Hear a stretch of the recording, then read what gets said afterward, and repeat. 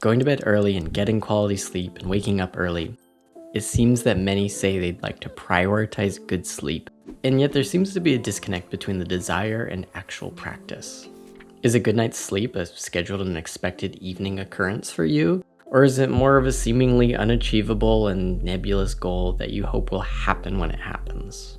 While most people could rattle off a handful of important sleep facts, many would admit to feeling sleep deprived. 25% of American adults report they get insufficient sleep 15 out of 30 days per month.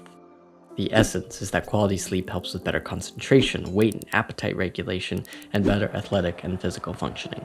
Poor sleeping habits contribute to an increased risk of heart disease, as well as increased anxiety and depression and a weakened immune system. The CDC and sleepfoundation.org state that being awake for 18 hours straight makes you drive like you have a blood alcohol level of 0.05. If you've been awake for a full 24 hours and drive, it's like you have a blood alcohol level of 0.1. We could just tell you to get 7 to 8 hours of sleep, avoid blue light and screens before bed, and play some calming music or white noise. But this video would be incomplete if we didn't also talk about things such as the excessive consumption of media and the common mentality that we have to maximize productivity in all things at all times. Let's first establish a goal and work backwards in order to successfully prioritize our sleep. Let's say you want to get to bed by 10 p.m.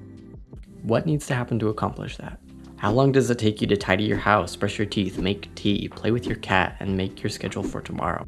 Everybody's bedtime task list will look different, but the principle is largely the same. Take mental inventory of needs, chores, and responsibilities, and the time required to accomplish them. Being able to accurately recognize and visually identify the steps and time needed to achieve your goal will make the execution more of a reality. Setting limits for your shows and social media usage are an absolute necessity for maintaining your sleep goals. Social media is engineered to capture as much of your attention and time as possible. Staying up late and the use of social media can increase dopamine, which is able to inhibit melatonin, which in turn inhibits sleepiness.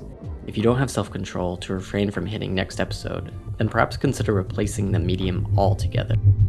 Instead, try making non-caffeinated tea, reading a book, practicing a new language, drawing, playing music, tidying your home, or journaling.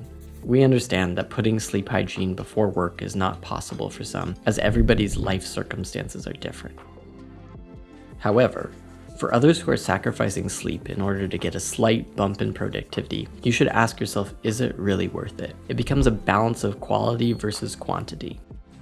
If 6 hours of high quality work after a restful night is just as productive as 10 hours of sleep deprived work, consider going to bed earlier or sleeping in later and allowing your body the time it needs to recover and function well. Depending on how easy or not it is for you to fall asleep, you will have to customize your bedtime habits to fit your life. But it is definitely something we encourage all to take an active evaluation of for themselves and not passively expect that good sleep will just happen someday.